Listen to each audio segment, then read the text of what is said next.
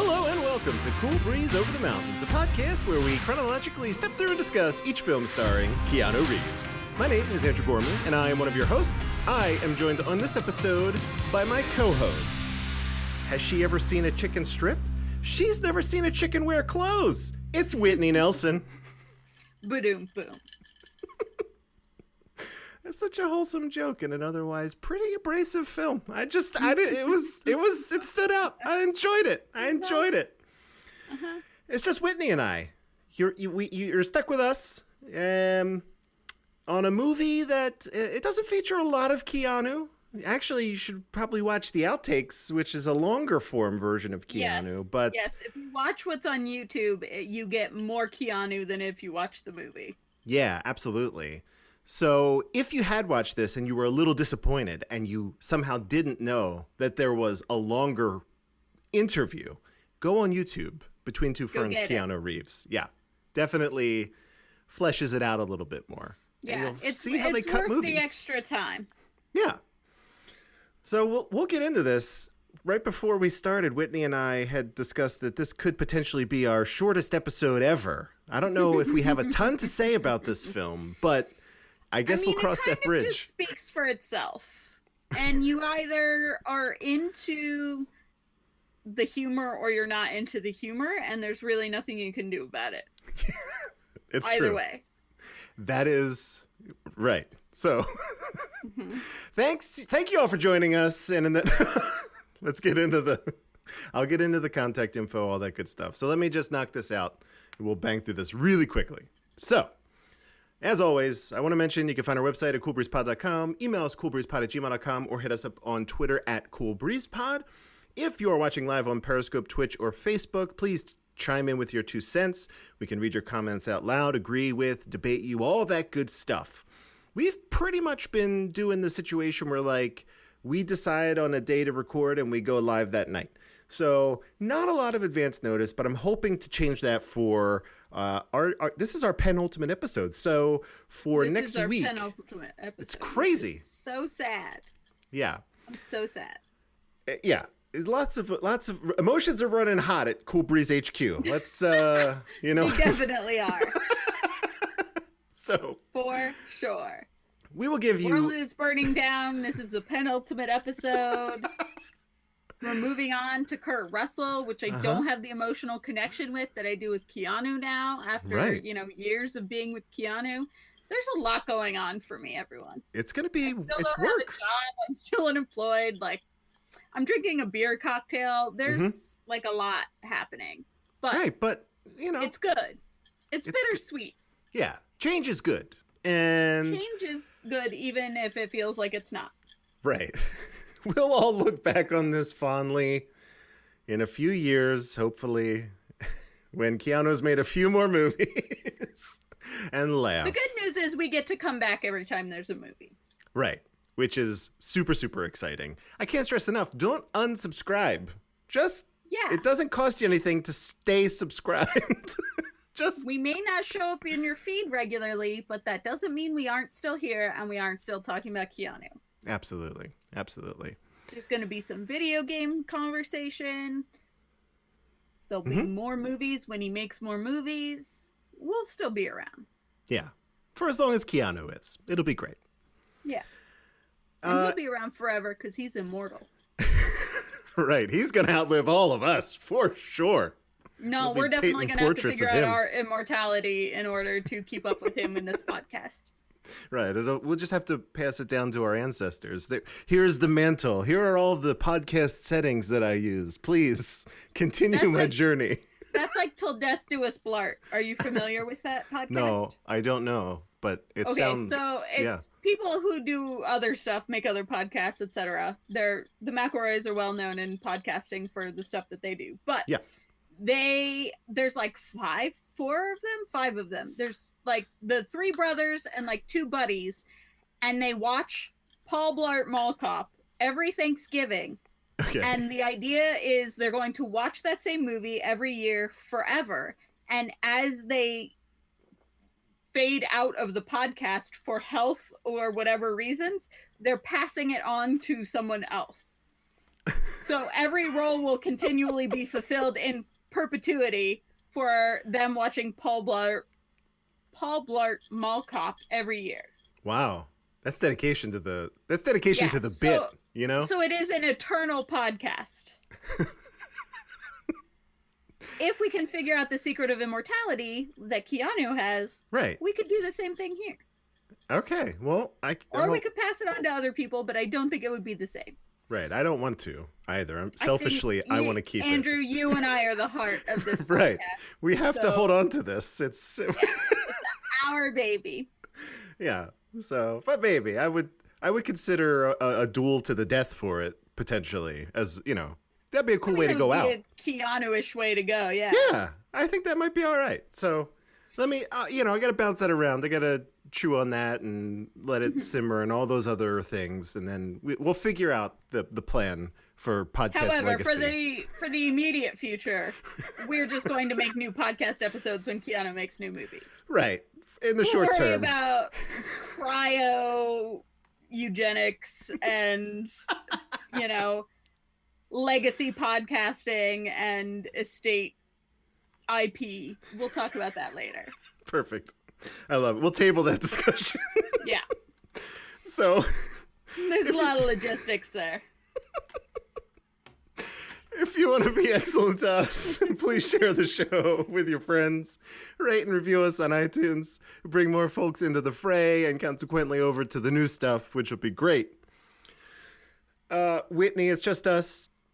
As always, I like to ask, if you don't mind, I'll take the synopsis here, if that's okay. Yeah, and okay. I will talk about the critical audience and listener reception. Perfect. All right. So today we are talking about the film. We're talking about the film Between. I've only had one drink. I'm really.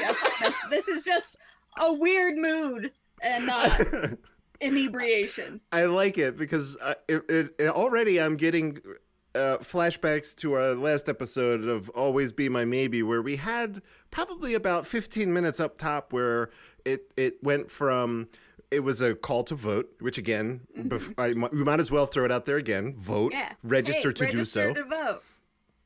And then we got into some survival tips for the apocalypse, care of you and Lindsay. We talked about you two murdering each other's fish as youngsters. And it just went a bunch of places. So I'm getting that same good vibe energy. So it's senioritis, we're almost done with this podcast. So we're like whiling out a little bit because, what do the rules matter when you're almost done? That's true. We make the rules. We can break them. We make the rules. You have to listen to the rules. There's nothing you can do about it. As we develop them. Whatever we say the rules are, have to go into your ear holes. Okay. Sorry. I'm loving it. I just have I want to yes and you into infinity. So I have not, you had the last word and I appreciate that. So, okay. Today we are talking about, for a little bit at least, the film Between Two Ferns. The plot synopsis from IMDb is the movie. So, spoilers, there's not going to be too much of a deep dive, like we said at the end. So just listen here so you know what happens in the movie. Zach Galifianakis and his oddball crew take a road trip to complete a series of high-profile celebrity interviews. That's it. Yeah. That's really it. What happens? This movie was written and directed by Scott Aukerman, who you might know from Comedy Bang Bang. I think that dude is one of the funniest living human beings. I just cannot. We are absolutely simpatico in what we find funny. It's weird. And there was a story credit. Not so much with me. Oh, really? But, okay. Yeah. We'll get into it. Okay, good. And then there's a story credit to Zach Galifianakis. This was actually his idea. It was Zach's idea, as I understand it, to do the bones of this, and then Scott took over kind of the connecting bits. So, as is the case, he was the producer and everything like that, getting everybody lined up as far as interviews and stuff go. Keanu's role in this film, as we said, is a cameo, and a pretty good one, and right up top too. So if you were just in it for Keanu, you don't have to wait long. He's basically in the first 10 minutes of the film, which is nice. Yeah, let's save you time in a, what was it, Generation Uh-huh. No, not Generation in a Ellie Parker. Ellie Parker. Where like, if you're in it for Keanu, yeah, you can turn it off as soon as Keanu's done, and he's like the first interview. Yeah. And it's not that situation like Ellie Parker where you had to wait 45 to 50 minutes to see him play bass for 2 seconds and then it's over. This is, at least there's a little back and forth here. It was a nice volley of insults back and forth. Mm-hmm. So he's a cameo, but the main cast consists of Zach Galifianakis, Will Ferrell, Lauren Lapkus, Ryan Gaul, and Giovanni Lignao. Whitney, what do the critics and the people have to say about Between Two Ferns?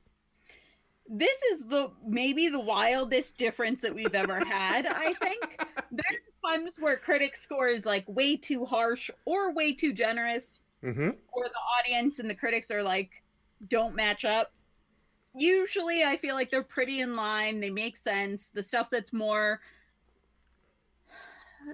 the audience is more likely to like is the stuff that's a little bit more easier to access, and the stuff that the critics like more is a little bit more dense in one way or another. Yeah.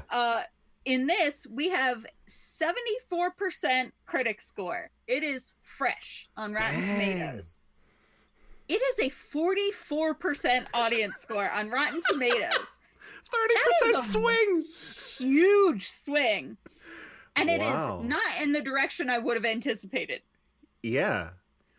Yeah, if I you would told have me... expected, because this is a web series that was made into a movie. Like, the web series, the audience score is your audience. Like, the people who are not going to be giving critical reviews are the people who made Between Two Ferns profitable enough to turn into a movie for Netflix. Like, yeah, it's shocking to me that the audience score would be so much lower than the critic score. I was blown away when I saw those numbers. If you told me, if at a high level, if you were like, Between Two Ferns has a 30% swing between Mm-hmm. critics and audiences. Critics and audience, that is not the way that you would No. assume that it would go. Yeah. And I wouldn't even assume these numbers would be this high. I would say audience at the high end, probably around 60 to 65%, really. And then critics much lower. But I am shocked by this. Yeah, shocked. Sorry, I drank my last little sip of drink there. No, and it did a straw slurpy thing. It makes for good audio, you know. Or terrible audio, depending on who you are. We'll see. I'll boost it. We have a critic quote from Owen Gleiberman of Variety, who says, "A bit of concocted fluff that never asks to be taken on the level, and that allows Galifianakis to oscillate with his usual stoic, myopic cunning between idiocy and ire." Mm-hmm. And I have to say, Owen Gleiberman, get your head out of your ass. But he does review for Variety, so whatever. I think that's a lot more thought than needs to be put into the review of this movie. Right. So we have 2 user quotes, because this is how wildly varied the reviews can be. So we picked 2 different people on Rotten Tomatoes. Michael M. on Rotten Tomatoes gave it 4 out of 5 stars and says, "Between Two Ferns surprisingly works. Essentially, it's a road movie, and it has a distinct sense of humor that borders on surreal while never breaking completely into fantasy." And then Kevin R. on Rotten Tomatoes gives it 1.5 out of 5 stars and says, "Like so many failed SNL sketches turned into movies in the past, this film proves again that some concepts are better left to 10-minute segments." Huh. Kevin. All right. I have something to say to Kevin. We'll talk about it. Okay, yeah, we'll talk about it. We have some listener thoughts. Maria, again, Yen, yeah.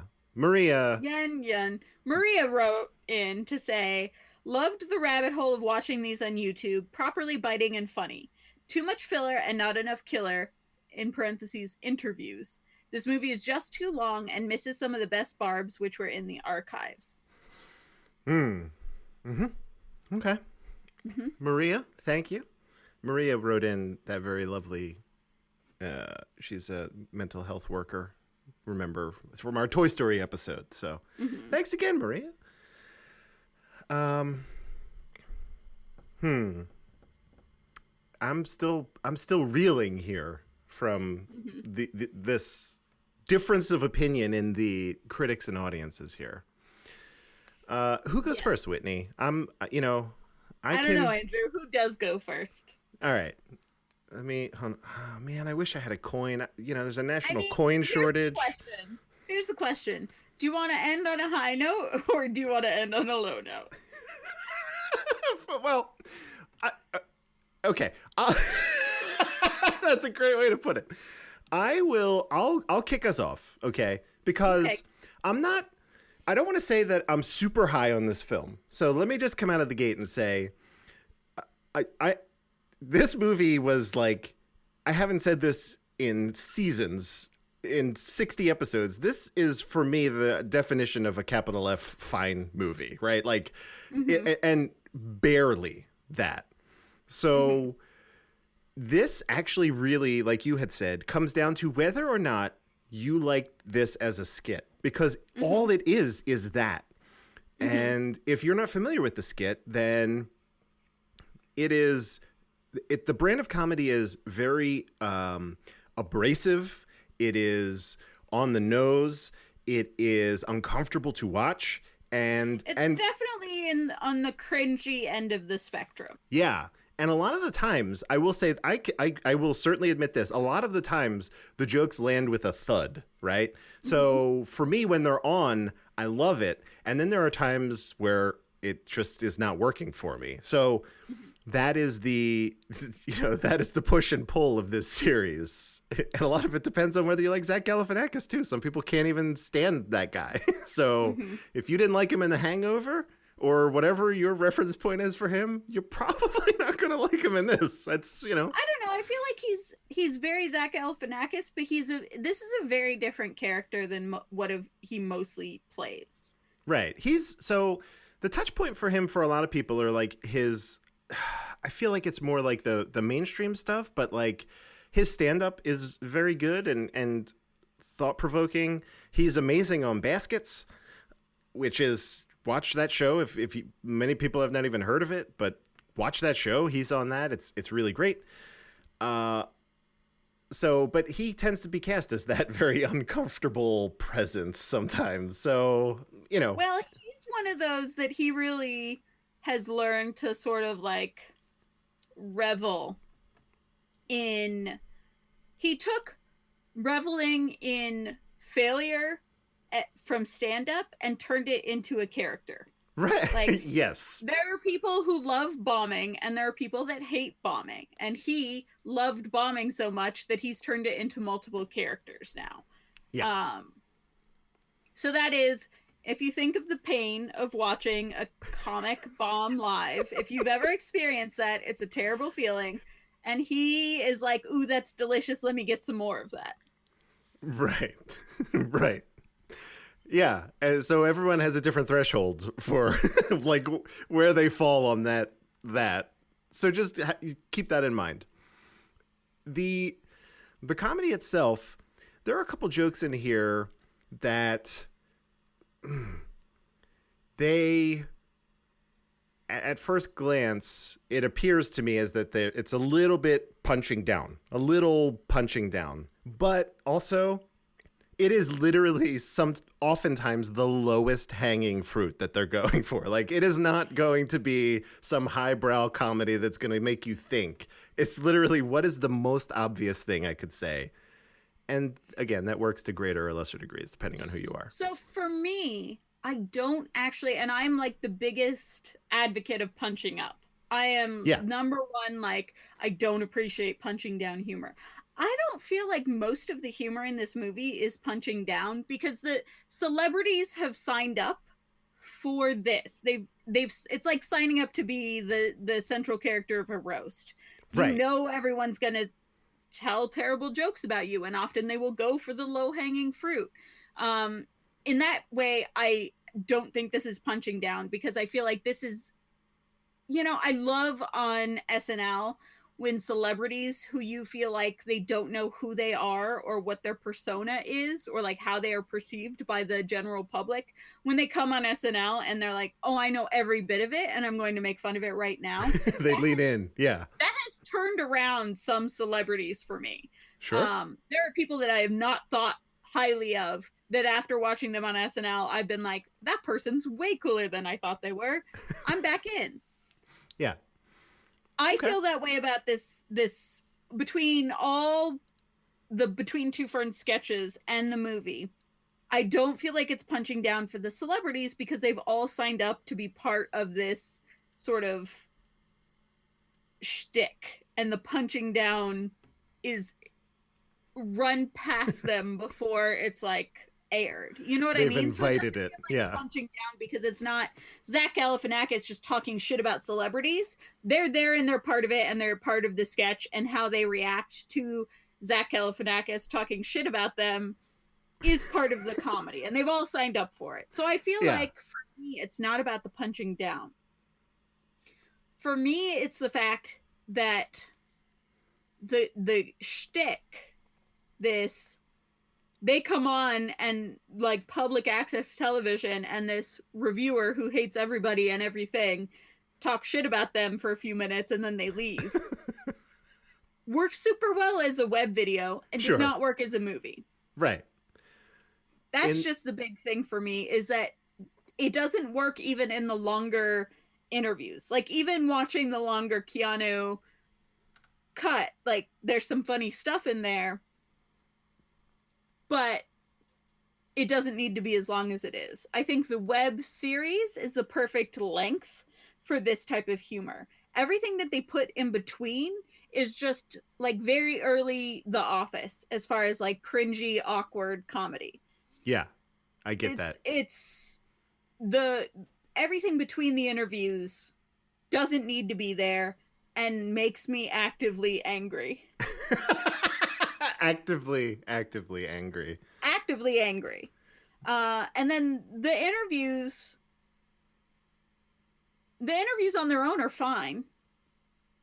Some of them are funny and some of them hit more than they don't. They definitely do take cheap shots at some of the like actors' most sensitive career missteps and whatever. Yes. But the celebrities have signed on to be roasted. Yeah, absolutely. So it doesn't bother me even if it doesn't hit as funny. But I don't understand why it didn't stay Funny or Die sketches. I got that Netflix money. It's a movie. You know? It's that Netflix money. But just make it a web series on Netflix. Netflix. Well, yeah, there's that.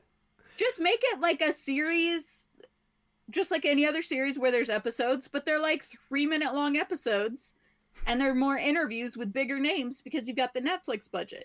That's fine. Do that. There's no need to have a movie at all. And the movie is what made me so angry and why I did not like this. The movie part of it. Well, so I will say that this gave me kind of this.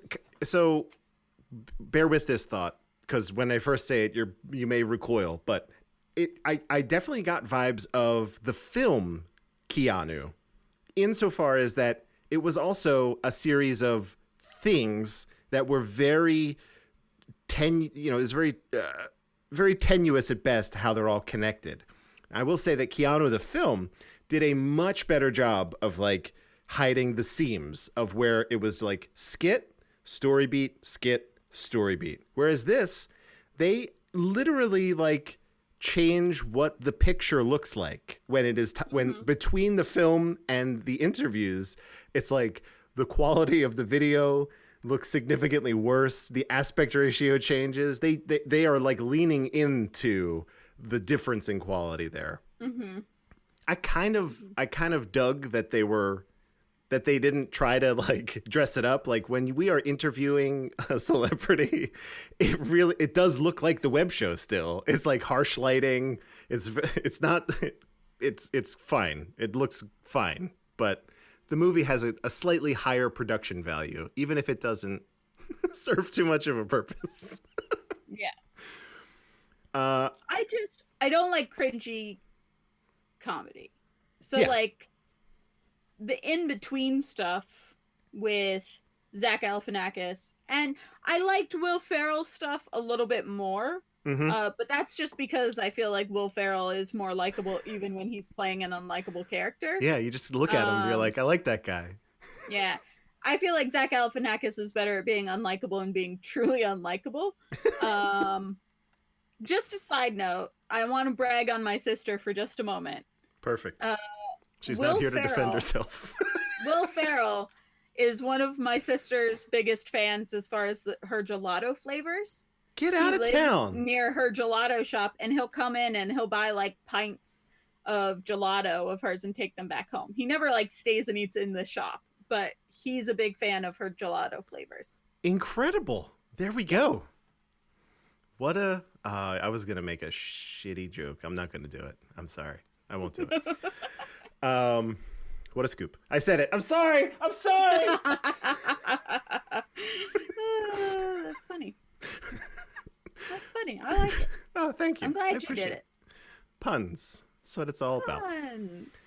I wanted. So you reminded me of something. Speaking of Will Ferrell specifically, and also throwing it back to last week where we talked about people playing larger than life caricatures of themselves here.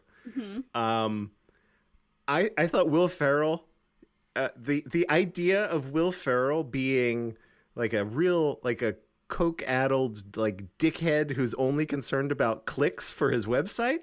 I don't know why that works so well for me. I thought that was so fucking funny, where he has a click counter. Will Ferrell is just so charming. He really, really is. He's the reason that worked and was funny. Is not because of the content, but because of who is delivering the jokes and the content. Yeah.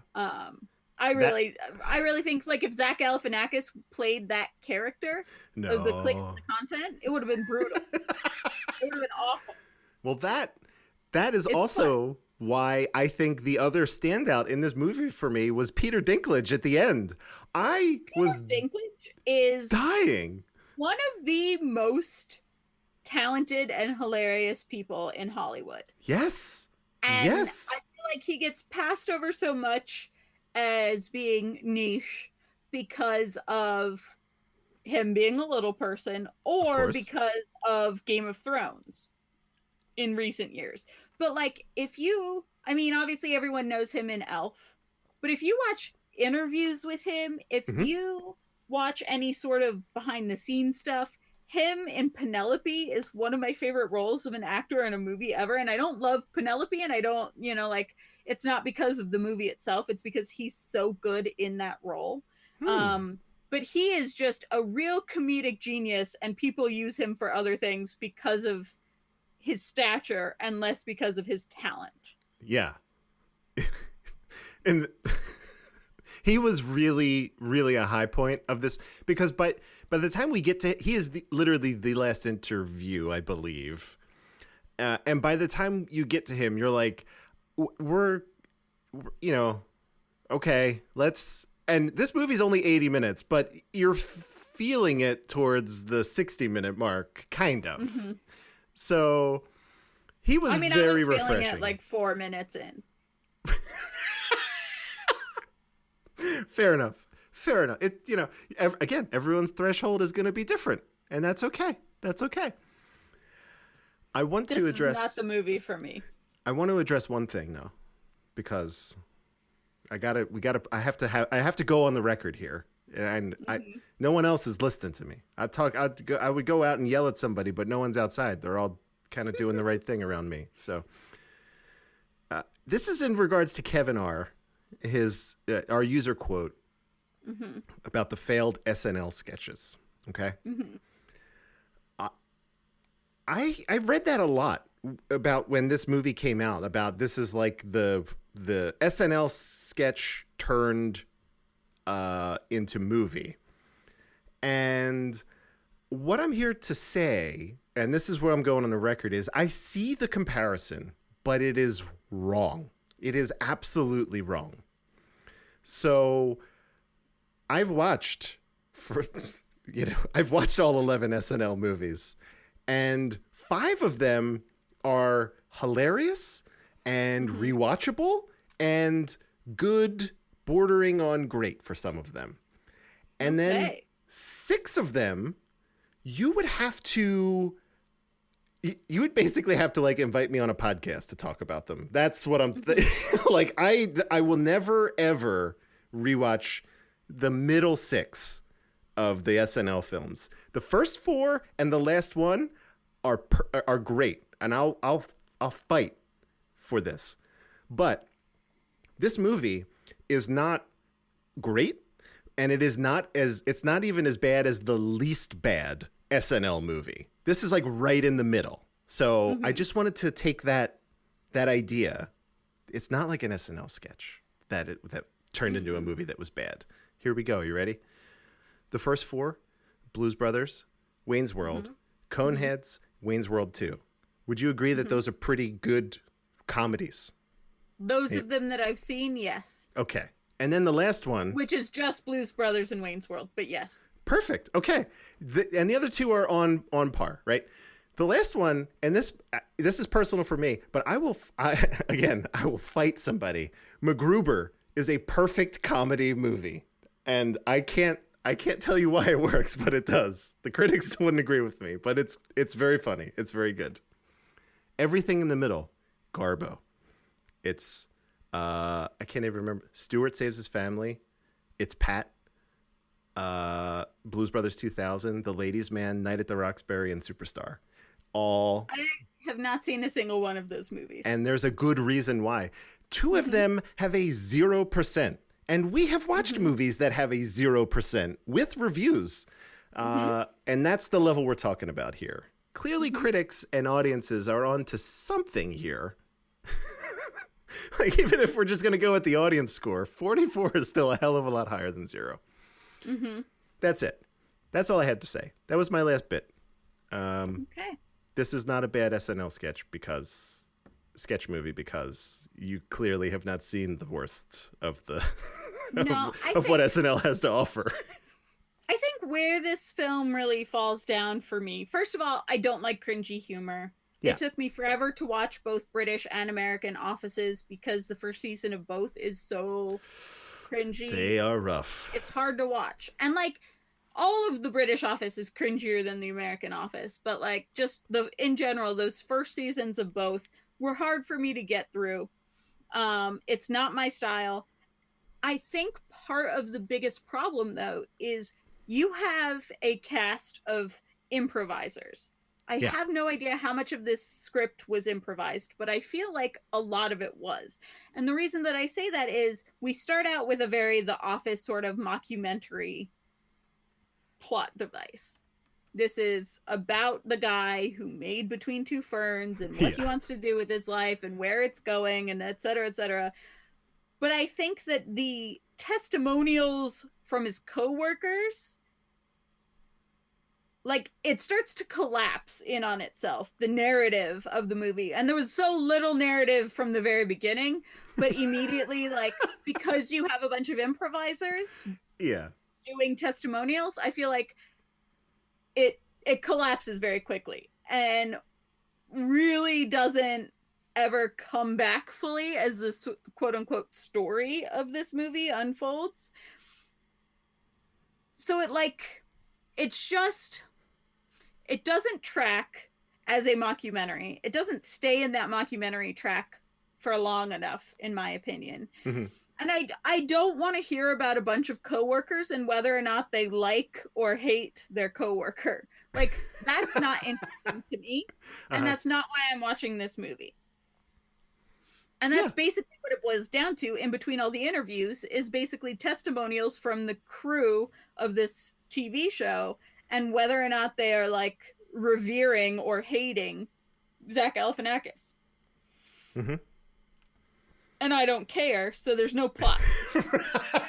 Right, and they haven't given me any reason to care, to buy in, so yeah. Exactly. I think that they definitely commits to the bit very well, and I think that they do get the buy-in from the celebrities who are like really big A-list celebrities. Yeah. They get the buy-in and they also commit to the bit. And so that's the only thing that I think is like well done about this movie, is regardless of how you feel about the humor, everyone has bought in fully and is 100% committing to the bit. And so that is the only really good thing that I can say about this film. Everything else is just not funny to me. It was torturous almost every second of this movie. And it's not bad. Like, it does not go with Ellie Parker or Generation or Knock Knock. It's not bad. Right. It's just the kind of humor that it is does not appeal to me at all. And while I will always love celebrities taking jabs at themselves, like I love that. Yeah. The rest of this, like, it needed to still be a web series. I don't understand why it was a movie. And the fact that it was a movie makes me a little bit angry. How dare they spend money on this? Mm-hmm. No, that's all valid. You know what I will say, and I don't know if, I hope you did stick around for the credits, which breaks the magic of the series a little bit, but that was the first time that they have ever shown outtakes from Between Two Ferns. I did not stick around to see them.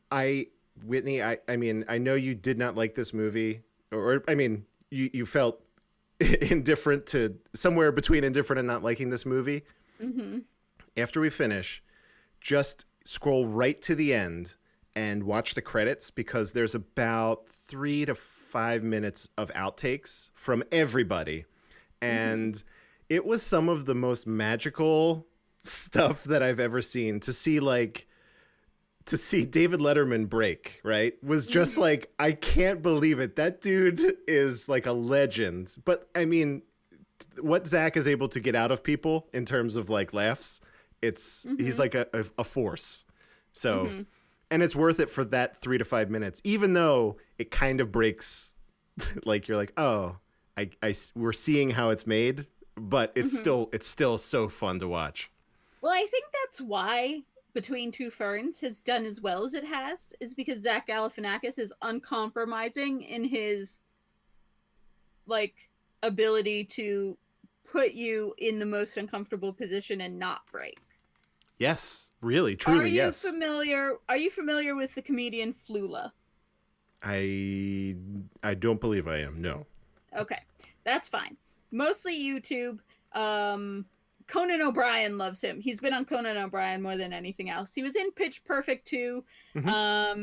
He's, I think, one of the new Suicide Squad members. But anyway, he does this sort of Andy Kaufman-esque character that he has never, in any interview or any time where someone could see him, been out of character of Flula.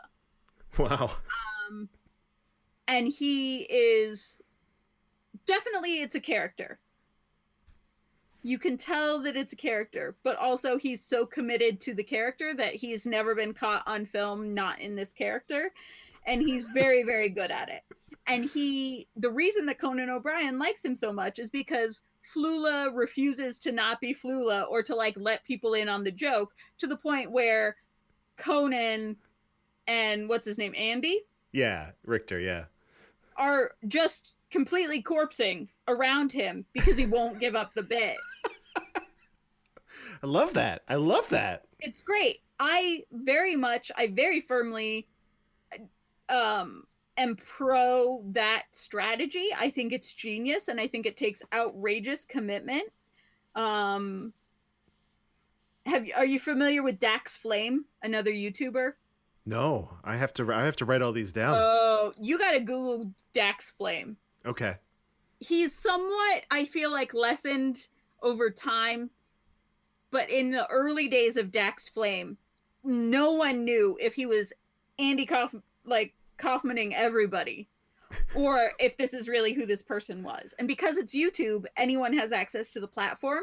Yeah. So it could have been either way. I feel like it's lost a little bit, but you should watch some early Dax Flame videos, because he was going to like early VidCons and everyone was like, he is either the smartest, most genius, hilarious person I've ever met, or he's just a very simple person. Like, he's just a very nice, simple, possibly challenged person. Interesting. Okay.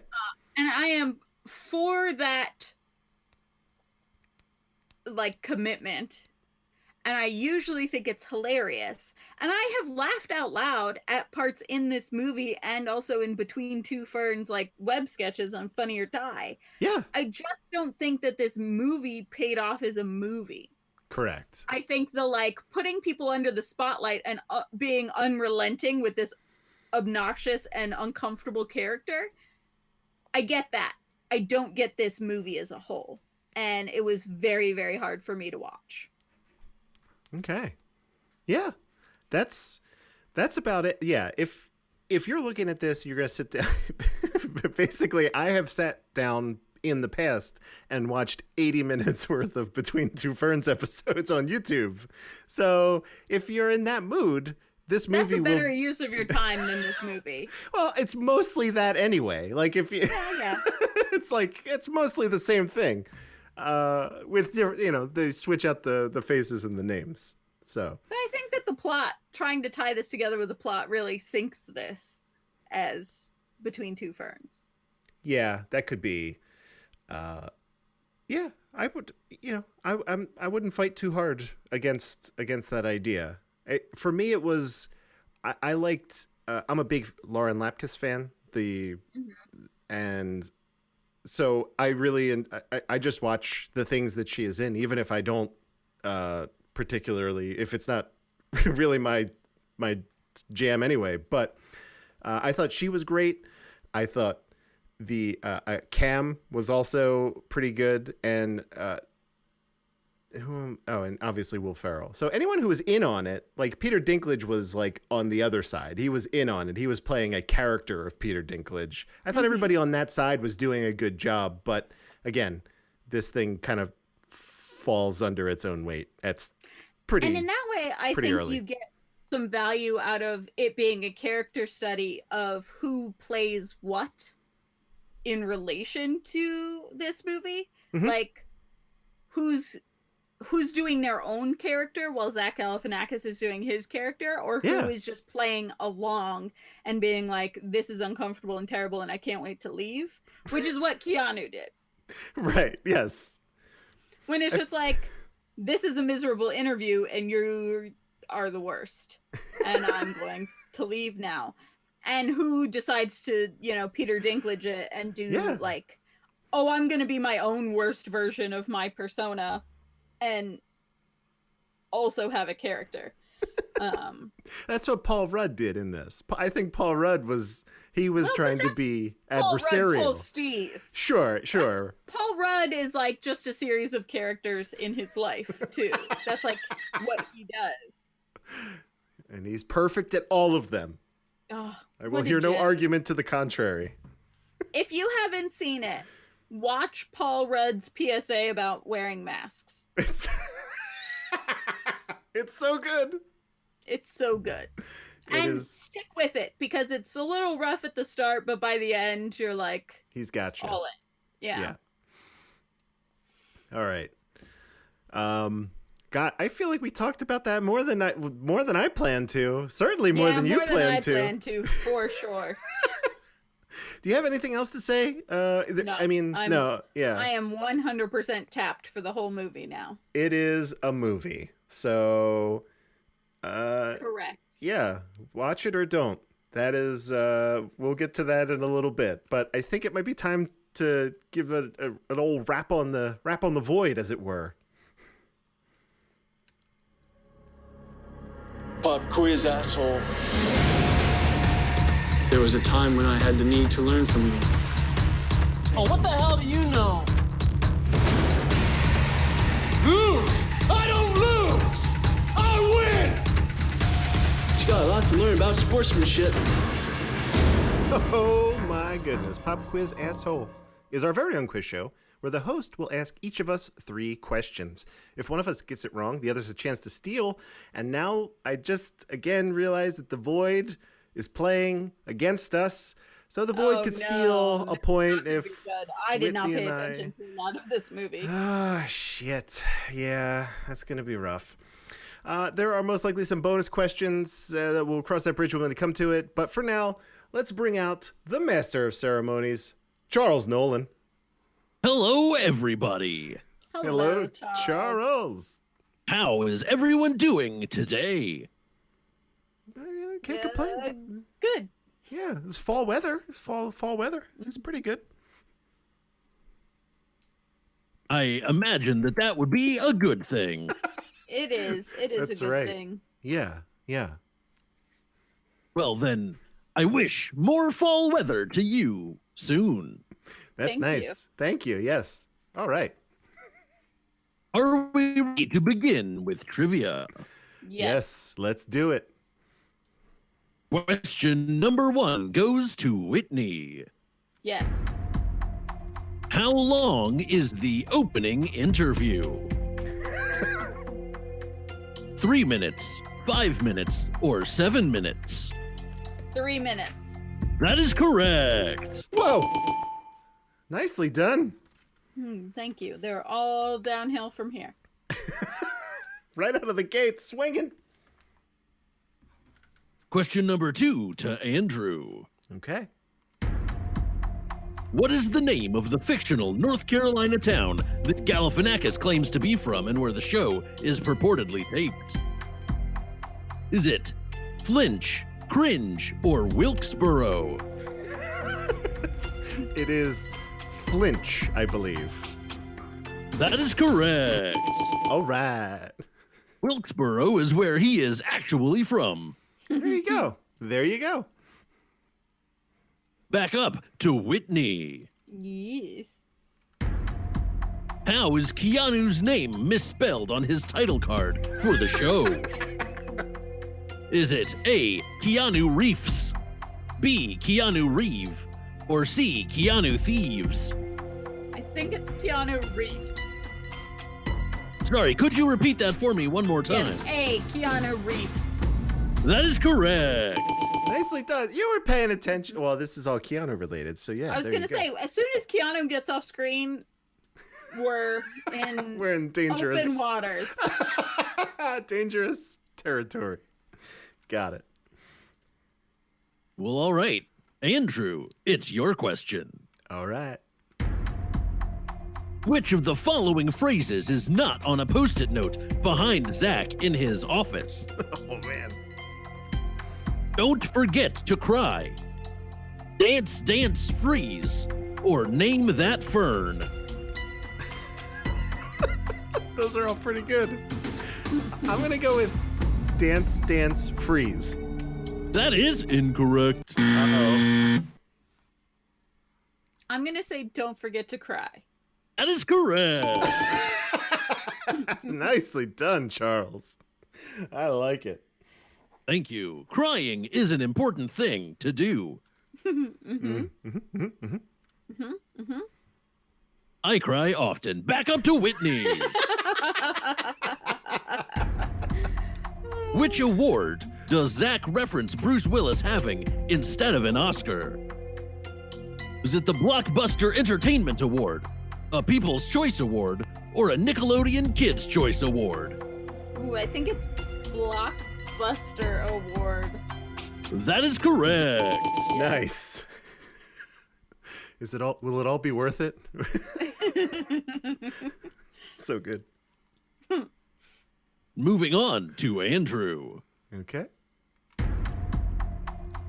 What North Carolina College's logo is seen throughout the Between Two Ferns studio? Is it North Carolina State University, University of North Carolina, or Duke University?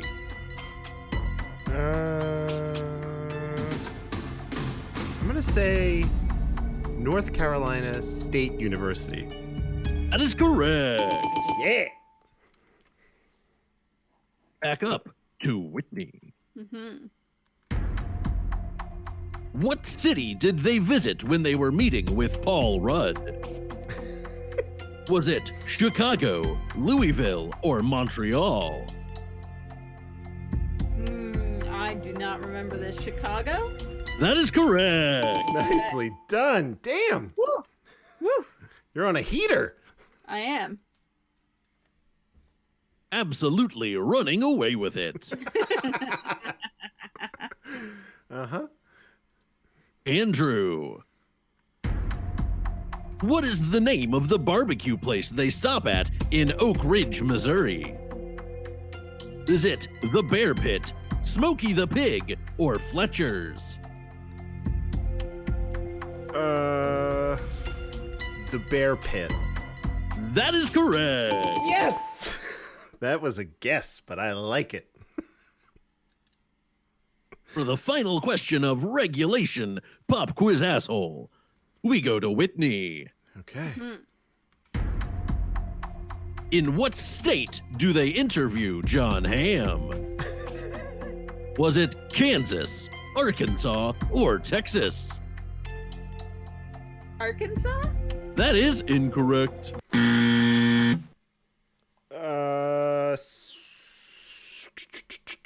Kansas. That is correct. All right. Thought the void was about to get a point. No, not on our watch. We've kept it at bay. We're crushing it. We have 3 final questions Okay. in our bonus round. For new listeners, the bonus round questions are not posed to anyone in particular, and the first to buzz in gets to try to get the correct answer. Let's hear those buzzer sounds, starting with Whitney. Me. And Andrew? Bzz. Thank you. Question number 1. How many minutes into the movie do we see our boy Keanu? Is it 6, 7, or 8? Me. Whitney? 7? That is incorrect. Bzz. Andrew? 6. That is correct. Okay. I was like, I got nervous. Worked out. It did. Bonus question number 2. When Jason Schwartzman is in the green room, there's a printout of a beverage on the wall.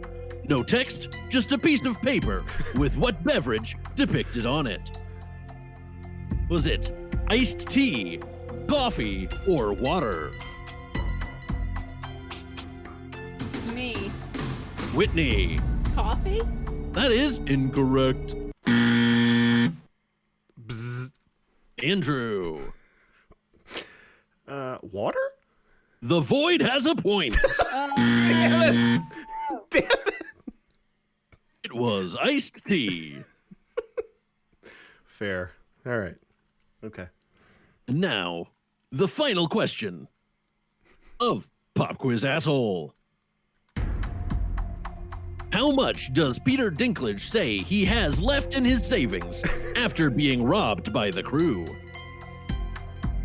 Is it 102 million, 112 million, or 122 million? Bzz. Andrew?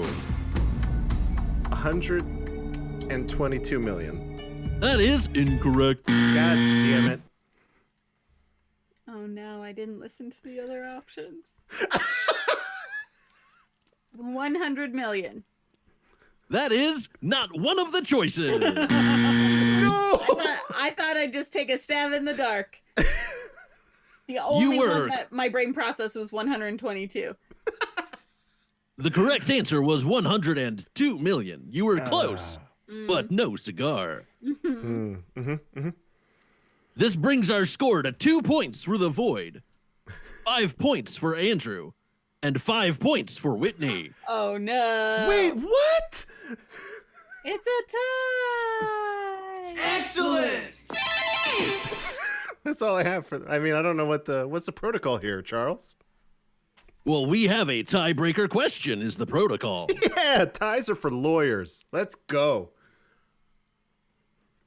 I don't understand what you just said with your mouth. It's okay. Neither do I sometimes. That time included. Go ahead. All right. So, the exact running time of this movie is how many minutes? Oh no. Me. The closest, without going over, wins. Whitney was just gonna take. She was just going for it. Go for it, Whitney. 86. Whitney says 86. Andrew. 82. It is 82 exactly. Yes. Man. And Andrew has won Pop Quiz Asshole. Excellent! What is happening?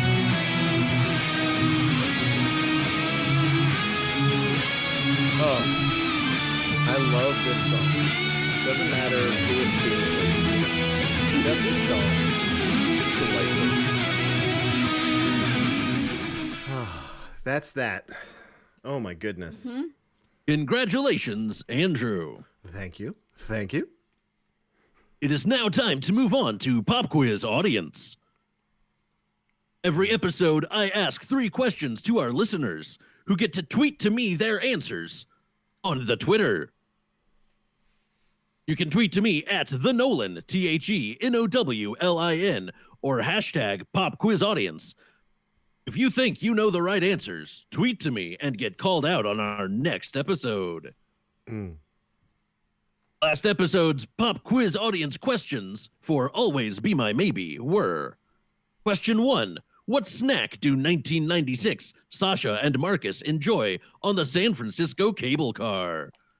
The correct answer was Pocky, given to us by Jody. Jody! Excellent! Question number 2. What's the name of the first restaurant where we see Sasha working? No one got that one right. The correct answer was Knives Plus Mercy. That's a cool name. And question 3. Which member of Hello Peril was part of the original lineup with Marcus? The correct answer was Quasar. Correctly guessed by Jody. Jody! Excellent! Congratulations, Jody and Jody. Our Pop Quiz Audience questions for this episode are as follows. What is the vegan janitor's name? At what time did Will Ferrell tell Zach to stand outside the station? And what product does Zach try to get Tiffany Haddish to promote on the show? Again, tweet to me at the Nolan, THENOWLIN, with your guesses and get called out on the next episode if you are correct. It's that easy. Just guess. That easy. It's that easy. If you're wrong, I'll tell you you're wrong, and you get another opportunity to guess. See? We don't even get another opportunity. You have more. We get one opportunity, and we have to be paying attention to all of the possible answers. That is what gives the audience the advantage.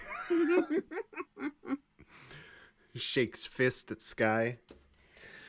Charles, as always, thank you for putting this together. I know that you say that it's literally all you do, but the effort is still appreciated. It is. Nevertheless. Very much so. Thank you. I had particular fun with this trivia, as it felt like a very between two ferns to make every correct answer option A. Oh no! Get out of my face, really? Yes, it was. Oh no! Man. Oh, that makes me so angry. We were played, Whitney. We were played. I didn't even realize it as it was unfolding. You know? No, neither did I. I had no idea. Well done, Charles. I doff my hat to you. Thank you. I'd tip my hat to you, but I haven't got a hat. We'll see if we can get you some merch in the void. Wonderful. All right. Well, have a great evening, whatever time it is there in the void, and we will talk to you next week. Pretty sure the void is timeless, but It is timeless. Perfect. It's all times. It's like What Dreams May Come or something like that. Or no, wrong movie. I'll Good think try. I'll think on it. I can't remember the movie. Cloud Atlas? I don't know. It doesn't matter. Thank you regardless. Thank you for having me. You both have a wonderful rest of your existence. You as well. That's quite a farewell. The rest of my existence. I'll try. That's a lot to live up to. Okay. This is the part of the show where we would go through the major plot points of Between Two Ferns. There are none. In fact, I didn't even update the links on our show notes to reflect that. But suffice it to say, there's about a sentence on both Wikipedia and IMDb about this movie. The shortest possible version of it is Zach Galifianakis wants a real talk show. And Will Ferrell says that if you get me 10 episodes of Between Two Ferns, I will give it to you. And then we get 10 interviews, and he gets a talk show, and ultimately it's not fulfilling for him, and he goes back to Between Two Ferns. And that's it. That is the whole movie. There's a little bit of... No, there's nothing in the middle. Don't worry about it. Don't try and tell them there's anything. There's nothing. Yeah, I backpedaled. That's it. That is the deep dive Between Two Ferns. Okay. Perfect. The end. And we're done. Great movie. Whitney, I am very curious. I do not recommend this movie. I didn't think so. Okay, so let me mark you down as a do not recommend. DNR. Yeah. That's a different thing. No. Different thing. Yeah. Also, I'm that, but do Okay. not resuscitate me. Also, Right. do not recommend. It's both. It's both. I am going to give a conditional recommend on this, and the condition is it really depends on how much you like what Scott Aukerman gives you. That's it. If you are still listening to Comedy Bang Bang 700 episodes in and watch the television show and all that shit, you're probably going to like this movie. If you are fine, if at the end of a Between Two Ferns on YouTube, you're like, that was great, I don't need any more, then don't watch this, because it's just a lot more of it. So it's a recommend for me, a very conditional one though. So just keep that in mind. Even with it being more of the more of the same, it's worse because they tried to put a plot around it. They have ensconced it in something like a shell of a plot. Yeah, that does not pan out, in my opinion. I say go with what Maria did, which is just go on a YouTube deep dive. Yeah, you can literally watch each of the 10 interviews on YouTube. So I'm guessing it's going to be 9 of them, because the Dinklage one counts as a part of the story of the movie, I guess. But all of the other individual interviews are available for you to watch in their entirety, because they're chopped to hell. Yeah, they're chopped to hell in the movie. One is half the length, maybe less. Yeah. In the movie than what the actual interview was. So. Yeah. I had enough laughs with this one. And this was my second viewing of it, and I still laugh. So I have enough laughs with this one where I can recommend it. But again, take that with all of the caution and all of the salt that I just laid down at your feet. So one recommend from me, Whitney, where are you going to put Two Ferns? Where is it going to fall on your list? It is number 59. Whoa, that is low. Okay. Between me and Will and The Whole Truth. You did not Below like this movie. Siberia. Oh. Below Exposed. Yeah. Uh-huh. I did not like this movie at all. Perfect. I hated it. TBH. Okay. I I mean, hated it.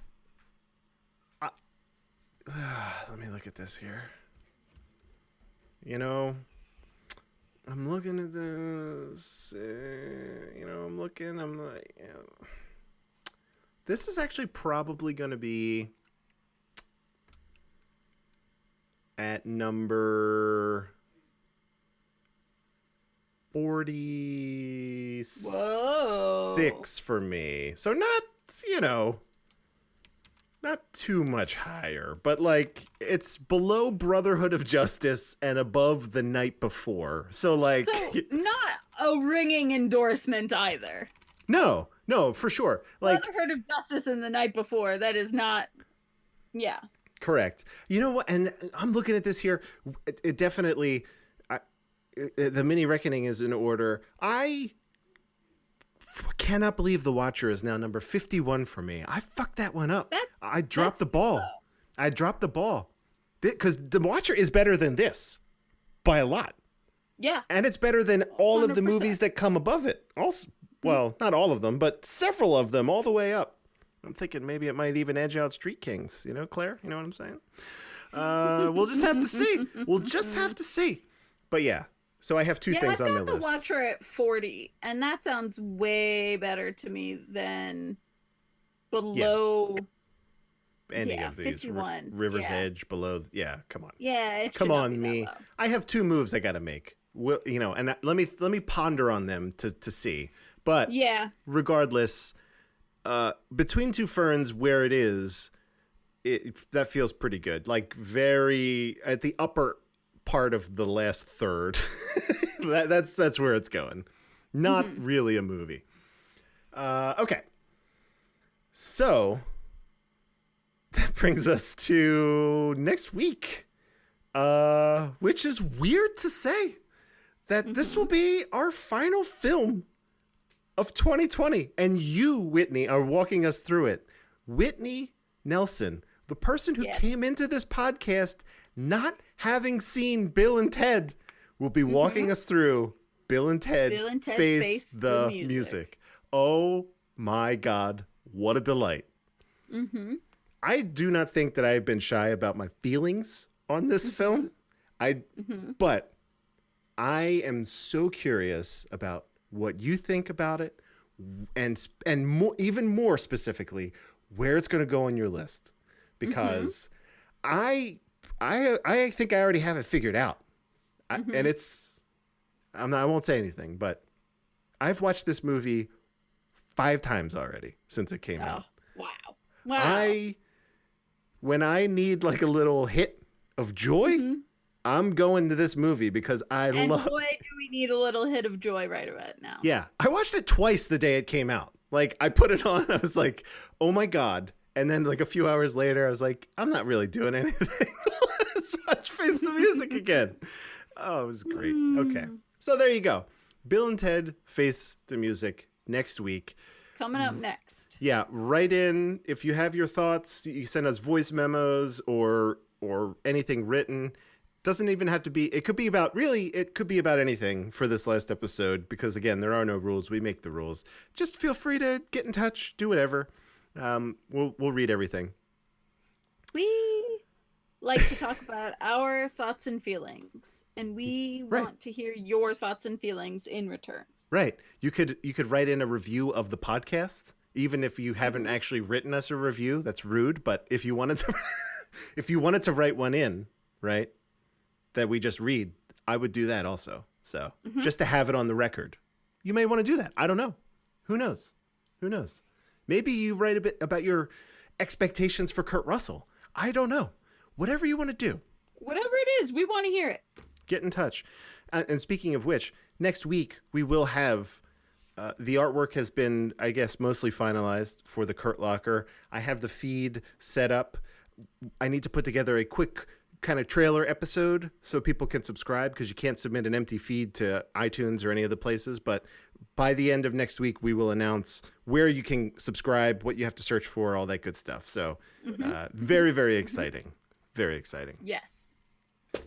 We're done. That's it. We're done. Pack it up.